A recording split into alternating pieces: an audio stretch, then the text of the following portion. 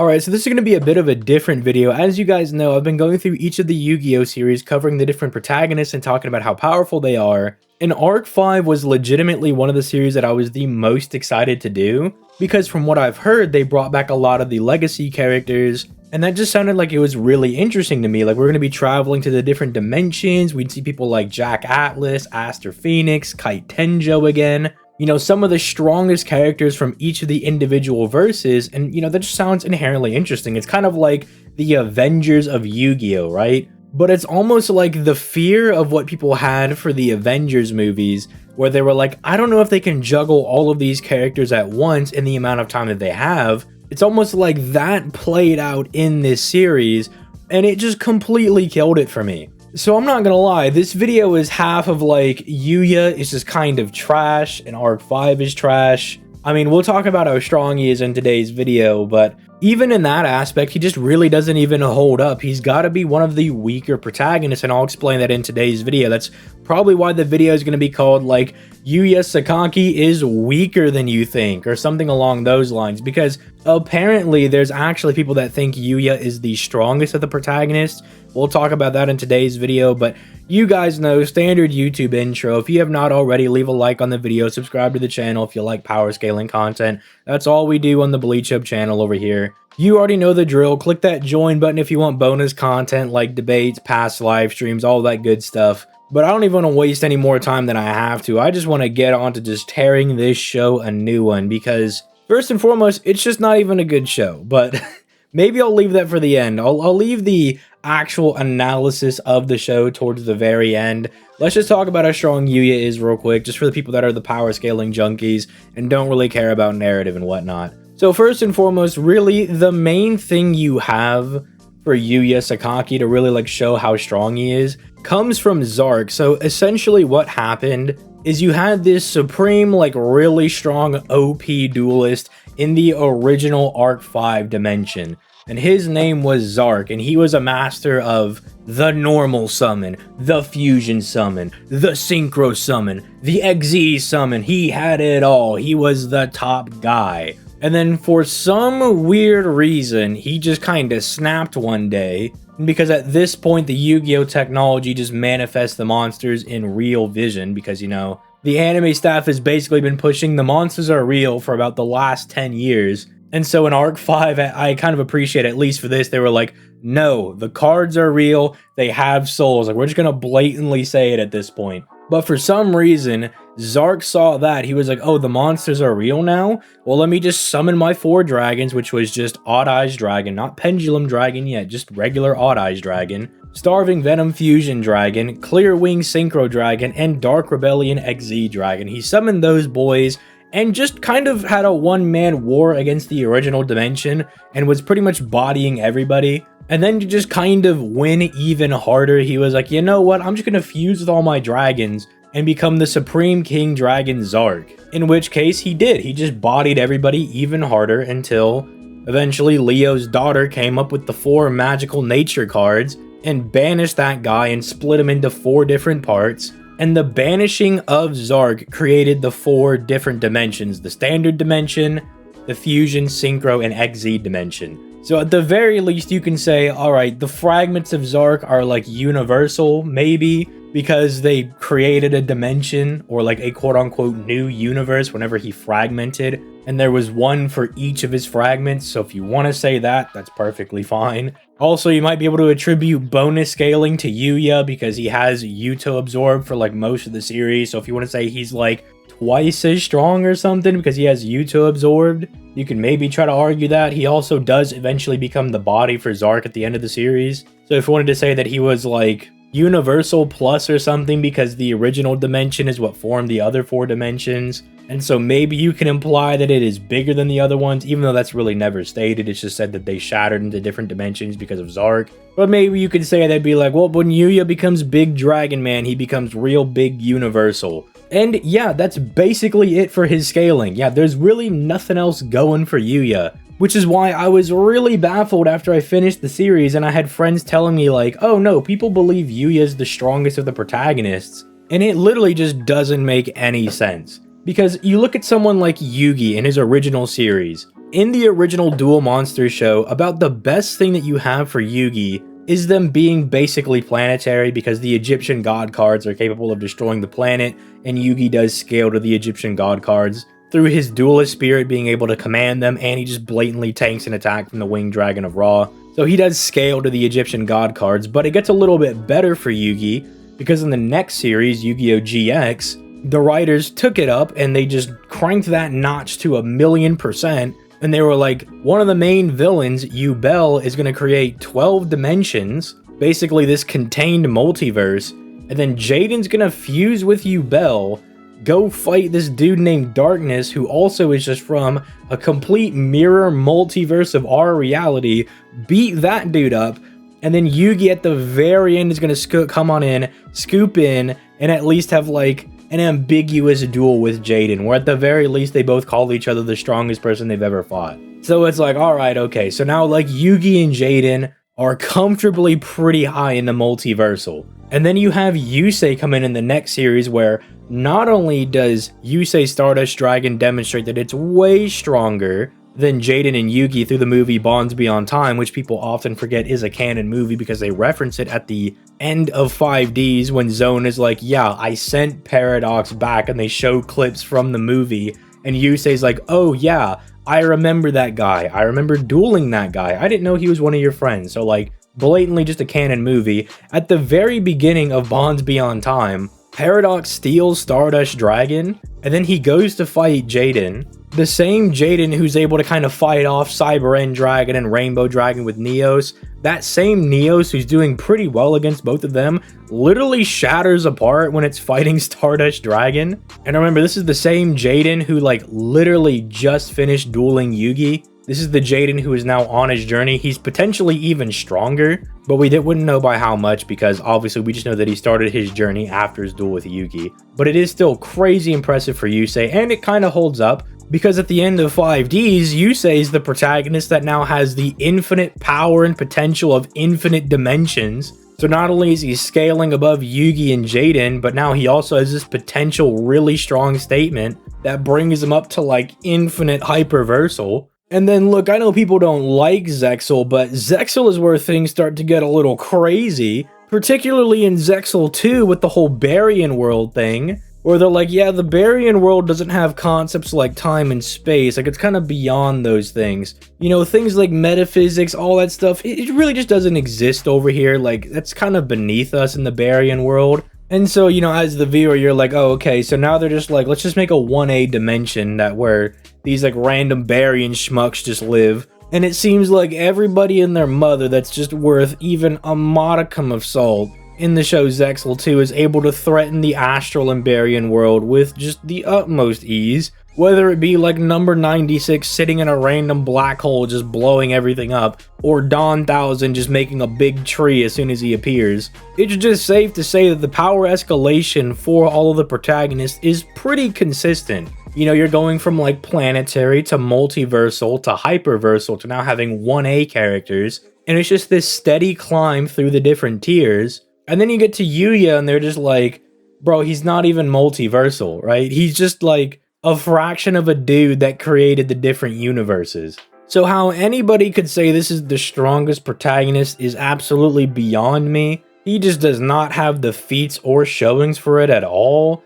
And then this is where we kind of get into the narrative complaint of the show, because you could try to say, well, he beats people like Jack Atlas and Crow Hogan and Aster Phoenix, and he fights Kite Tenjo. That should give him some scaling, right? It's like, absolutely not. Because, spoiler alert, these are not actually the same characters. Literally, what the writing staff did was, instead of write new characters for the show Arc 5, they were like, you know what? People know who Jack Atlas is. So instead of writing like the king of the synchro dimension, or like making a new character that we have to write new stuff for to be the new strongest character, we're just going to throw Jack Atlas in there because people know who Jack Atlas is, they know he's strong, and even though this isn't Jack Atlas winky face, nudge nudge quotations marks around Jack Atlas, people will know who it is, so we don't need to spend as much time saying that Jack Atlas is strong. So like when they introduce him and they're like,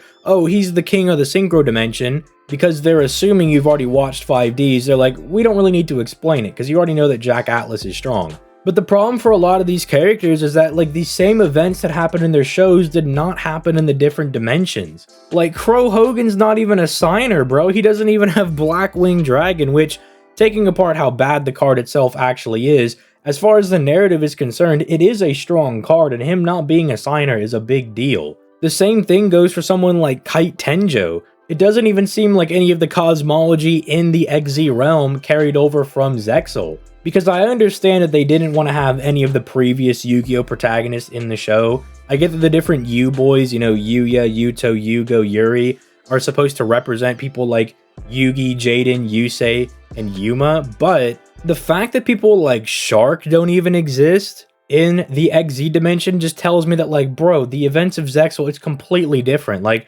there's no Astral, no Shark, no Sign of the Baryons, none of that. Kite doesn't even have Numeron Dragon. Like, they don't have a lot of the stuff that like made them their complete characters. They're almost like shells of their former selves. In fact, Aster Phoenix probably has it the worst, because this man doesn't even have plasma, much less people like the Destiny and Dragoon or Dogma. He has none of those like super OP ultimate Destiny heroes. He's kind of just vibing with Dystopia that had no statements at all for it. So it's like, even if you were to try to be like, hey, I'm going to try to scale Yuya above a lot of the other protagonists by using some of his victories against the legacy characters, even that doesn't work because they're not the legacy characters. The best you could possibly get is it's an alternate version of Crow Hogan, or an alternate version of Jack Atlas, who, admittedly, Jack Atlas at least is like the closest to being his original counterpart, because they gave him, really powerful Red Dragon Archfiend, they gave him a double tuning version, they gave him the Crimson Dragon's power, so he at the very least seems to kinda be up to par, but that's the only one that's really got anything going for him. Everybody else is just a hollow shell of their former self. And so I legitimately just can't see any way that you're gonna scale Yuya against some of these other people. The best you might have going for you is saying that, like, well, Yuya's deck is pretty good. And that is pretty true. I mean, he's got people like Astrograph Magician, he has anime version of Zarc in his deck, potentially. And then towards the end of the series, when he's the composite U-Boy character, I mean, having stuff like Super Polymerization, Starving Venom Fusion Dragon, Clear Wing Synchro Dragon, Crystal Wing Synchro Dragon, the different Dark Rebellion Dragons that literally just get 1 billion attack points and neg everything on the field. If you want to look at it from that perspective, he is good from that perspective. That's absolutely fine. But I can't even give him props for being a good duelist, because it's literally 90% of Yuya's duels would have been lost if he didn't have action cards, which are quite literally the most, like, no skill, I need this guy to win a duel thing I've ever seen in the Yu-Gi-Oh series. You can harp on Yugi, Jaden, Yusei, and Yuma all you want, but at least those dudes all won those duels on their own merits, right? The most broken thing that Yugi has is a destiny draw, but guess what? All of the protagonists have a destiny draw. That's why they're the protagonists, that's kind of the point. So you can't really take anything away from someone like Yugi, or Jaden, or Yusei. Yuma, I can understand people being a little upset with, because his different Zexal forms not only allow him to draw whatever card he wants like a destiny draw, but he can also change the card into whatever he wants as well, or create brand new cards as well. But I would actually posit to you that it actually requires a lot of skill to be able to do that. To on the fly create a new card that actually synergizes with your deck absolutely perfectly. I mean, it sounds really broken, but it's only broken if you actually know your deck inside and out. If someone passed me, like, I don't know, a Tri-Brigade deck, and they were like, hey man, in your next draw, you can make any new Tri-Brigade card that you want, I'd probably just do something really stupid, like, when I normal summon this card, I get to draw 2 cards, which is kind of generically good, but it wouldn't be as good as, like, something that fully fits into a Tri-Brigade combo. I'm sure people that actually play Tri-Brigades are like, no, no, no, no, no, no, no. Like, you don't need to draw the 2 cards because you do all this special summoning anyway. That's not even needed. And so that's why it would even posit that to you that even what Zexal is doing also requires a lot of skill. But literally picking up a random card that you don't know what the action card's going to be, and you're just hoping that it says something like Evade or Miracle, takes literally no skill. And in fact, feel free to go through all of Yuya's duels and look through those duels and find the ones where action cards won him the duel. It's like quite literally 90% of all of his wins come from action cards. So not only is this guy not the strongest protagonist when it comes to how good his duels are, how strong he is, the only thing he's really got going for him is the strength of his deck. Because, you know, we can't cap around here and say that a full power pendulum deck with cards like Anime Zarc and Astrograph Magician is a bad deck. Like, we would be blatantly lying if we said that wasn't a good deck. It's definitely a very, very strong deck. It's just the duelist wielding it isn't very good. He relies very much on luck, which I get is kind of the entire purpose of his character, is to have like these crazy fun performance duels and everything, but maybe don't have it be 90% of the reason why he wins all of his duels. And then also maybe give him something that makes him sound a little more impressive than any of the past protagonists, because literally the only protagonist that he's stronger than is Yugi if you only took dual monsters into account. Because remember, Yugi does fight Jaden at the end of GX, and that drastically helps out his scaling. So like a quote-unquote composite, it's not even composite, it's literally just like normal timeline Yugi would be stronger. But I guess if you're going to fight him in the dual monsters era, he would be a lot stronger. He's at least got that going for him. Thumbs up, I guess. But yeah, here's to hoping that the Vrains video is a lot better. I'm already starting Vrains and I'm liking it a whole lot. Hopefully it doesn't turn into the absolute dumpster fire that was Arc 5. Because to its credit, I was enjoying Arc 5 pretty much all the way up until the point where Yuya lost against like Barrett or whatever his name was, like some random army goon from the fusion dimension. Like it just, at that point, it just felt like the writing kind of went off the wall. Because in any other show, I mean, does this sound right? Yuya loses to the base form of this Sergei dude. Sergei gets a new amped form that mimics the Iliaster robot mech dudes.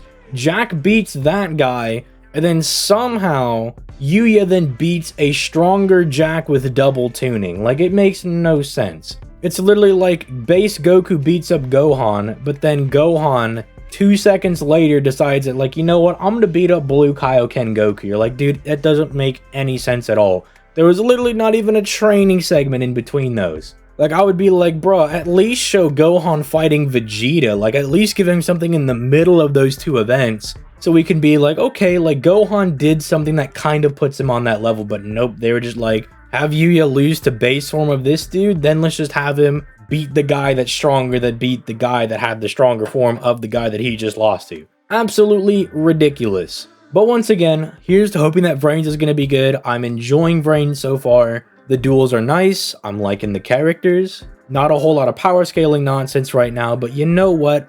I'll take a good, well-written show, and if Yusaku just ends up being like city block level, but the show was enjoyable, I'll 100% take that over, well, this character was universal at the end, but it was just an absolute garbage show, and he kind of just spit all over all of the other Yu-Gi-Oh series. So let me know your thoughts in the comments down below. I know that there are some Arc 5 enjoyers, and all I have to say to you people is that instead of dropping some weird schmuck comment in the comments down below, my Discord is linked down in the description.